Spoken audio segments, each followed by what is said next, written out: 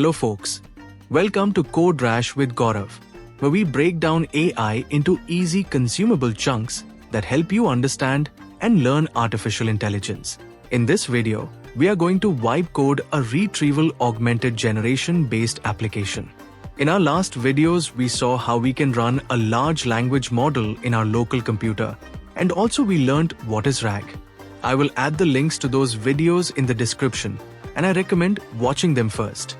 If you are new to the channel, hit subscribe to keep me encouraged to make more of such videos. Feel free to pause the video here and read the details of the application we are building today. Alright, let's start our vibe coding session. To begin with, I have created a blank canvas for us, which is an empty project called RAG Vibe Coding in VS Code. To set the environment for Python, let me create a dummy Python file first. Using the interpreter settings in the IDE, let's create a virtual environment for our session using the most updated version I have, that is 3.13.3. With this, our virtual environment is being created in the background. While this is happening, let's work on our prompt, which will get the code for a RAG-based application. Like in any other vibe coding session, we are going to focus on our prompt in detail. Because as I keep saying, in this world of AI taking over developers, one who can write a good prompt will be a winner. Let's see what we have in the prompt here. We are asking the model to assume the role of a software developer. We are giving the task, which is to build a RAG-based application in a local machine. We are also giving context and constraints. We are specific about it being a Python project. Moreover, we are mentioning the Python version as well so that the imports in the code is generated accordingly. A good prompt will typically contain the persona, which you want the model to assume, the task description, how we want to do it, if there are any specifics. Important part is the constraints, which should be considered while generating an answer. Constraints also indirectly define the metrics for a good result. Plus, additionally, any context that you want to add, like we are very specific about the choice of the vector store, in this case that is ChromaDB. Now that the prompt looks good, let's try it out and give it to ChatGPT. Note that this can be done in many other ways like AI native IDE, like Windsurf or Cursor, or even with GitHub Copilot. But for this video, let's use the free-to-use technology that anybody can use just like that. ChatGPT is giving us an answer now. We see the project structure. Setup of the project along with requirements of the external modules are listed. Content of the files are being generated. I have noticed in the past that the list of modules that ChatGPT or even Claude generates is usually more than what project needs, so you may have to clean it up manually. And here is our sample data. It has a dish name, its ingredients, some nutritional parameter values, and the availability. We will extrapolate the sample data later, but 2 dishes are okay to begin with. Here we see the code for data ingestion. The menu data is loaded from the JSON file. It is then vectorized and stored in ChromaDB. These vectors are also called embeddings. This format allows super quick comparison and ranking. Here LLaMA 3 model is used to generate embeddings. Let's move on to the most crucial part of the code, that is the LangChain. We are going to cover LangChain in separate video as well. LangChain helps us to chain various steps together like generating prompt, invoking LLM, ranking results, all of these in a sequence and chain of inputs and outputs. Next up is the main app code, which is basically our interface to the LangChain. We are going to prompt the user in a command line for some food preferences, and by invoking the LangChain, we are going to give back the results. We have also got the steps to execute the project.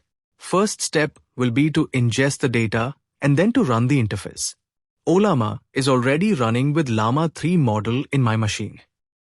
Let's start with requirements.txt and install the required modules. We are going to copy the suggestion from ChatGPT and do the cleanup later. Let's just paste these in our local file and open a terminal. Note that we already asked VS Code to start a virtual environment for us. Let's do a pip install using the requirements file. For that, we will have to run pip install -r requirements.txt. The install may take its own time depending on the internet speed and the system configuration. Let's allow the installation to happen, and then we shall add rest of the project files.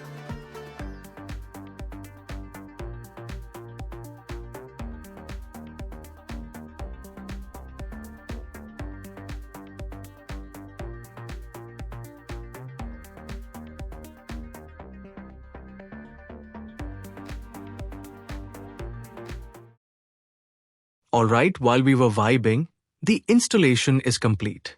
Let's check the lib folder in the virtual environment. This looks good and we are set. Let's move on to other files.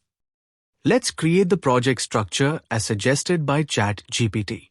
We have got data folder for the menu data and app folder for rest of the logic. Let's create a data folder and an app folder first. Inside data folder, let's create a menu JSON file. We need an ingestion file as ingest.py and the LangChain file as rag_chain.py. The interface file is named query.py. Let us quickly create these blank files in our project.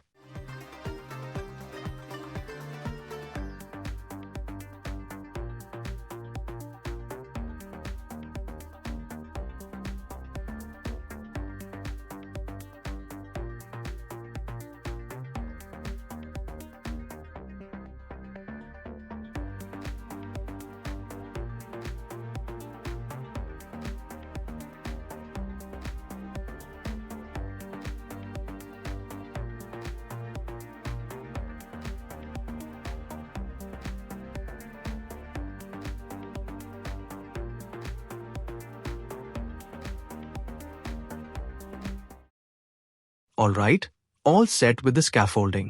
Let's copy the file contents. First, the menu data, then ingest.py, and then rag_chain.py, and then query.py. This is the crux of the code at the runtime when user will query our application. Here you can see that we are trying to create a prompt template which will have the context and input. The prompt will be fed to the LLM and LLM's output will be serialized and sent back to the user. Let's also copy the query.py file to complete the code. It suggests one error around imports that we can fix in a short while. The first step of RAG, as we learnt in our previous videos, is data preparation. Let us look at the menu file suggested by ChatGPT. The data set has only a couple of dishes, and it doesn't give a good enough data to test our application. Let's ask ChatGPT to extrapolate the data and give us say 20 dishes.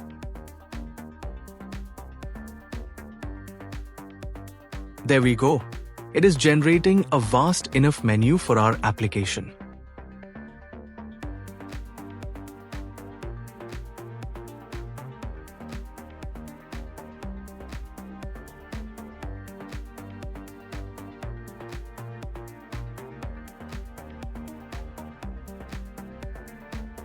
Okay, so now let's use this data in our project. I have pasted the new content into the menu file. Execution of our project is in 2 steps. First, we will have the data ingestion step done, and then we will be ready to take any user query. Let us ingest the data first.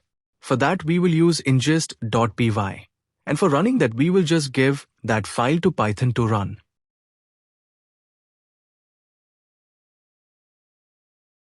We are getting warning about a deprecated import. We must take care of it when we move such a code to production. After we run ingestion, and since our embeddings are created using LLaMA 3 model, the model will get loaded into the memory, and the ingestion may take time depending on the system configuration.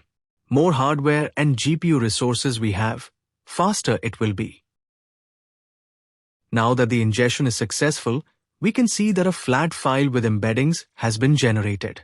We can query and see this data via SQLite but we can leave that for another video.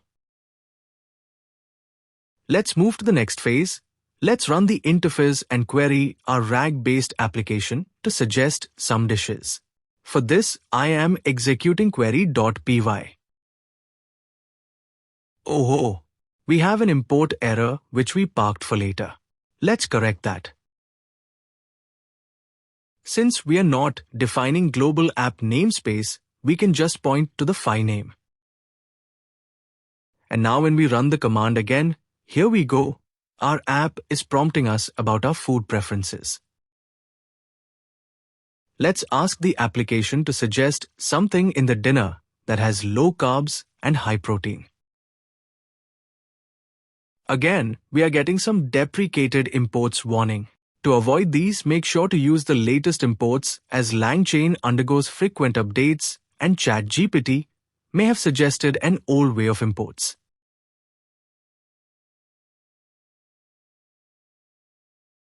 And Eureka!